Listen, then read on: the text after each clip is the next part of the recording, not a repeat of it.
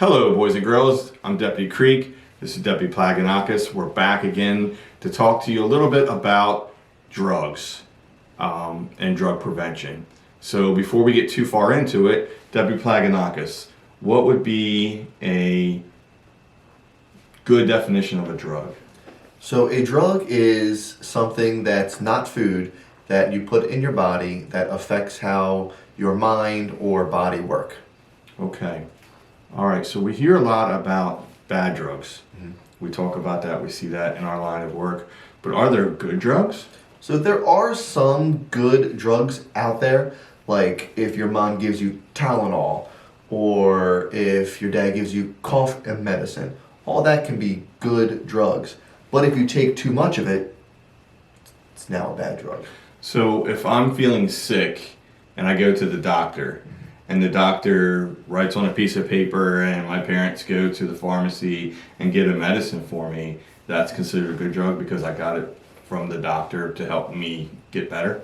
Right, but you have to take it how the doctor prescribes it.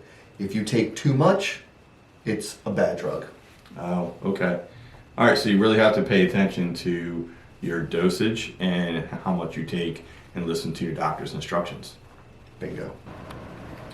Okay, so let's take a minute and let's talk about what the most popular drug or the most used drug in the United States is. And this one might surprise some of you. So Deputy Plaganakis, what is the most used drug in the United States? You're not going to believe this. I'm not. What is it? It's caffeine. Caffeine? Like what's in my energy drink? Yeah. And coffee? Or tea. Or tea? Or even chocolate bars? Mm-hmm. Caffeine. Caffeine. It's a drug. It's a drug. So it's not necessarily bad for you, but it can be addictive. And if you overuse it, it can be bad for you, just like anything else. If I eat too many chocolate bars, I'm going to have problems. Mm-hmm. I drink too much coffee, problems. Drink too many energy drinks, probably going to have problems. So it really affects the way your mind and your body works, right? Okay, so let's talk a little bit about drug or medicine safety. So we talked about the doctor giving us a prescription or a medication if we're feeling ill and stuff.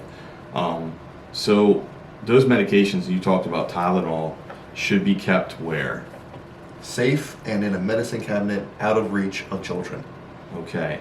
So then if I feel like I have a headache and I need to take medicine, what should I do? Ask an adult.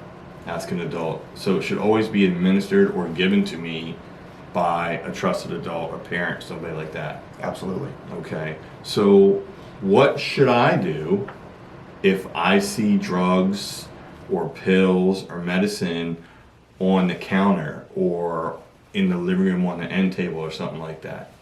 You got to stop. Okay. And then tell an adult. Tell an adult. I shouldn't touch it. No. Why? Because you don't know what that medicine is. Okay. So it could be harmful? Yes. Okay.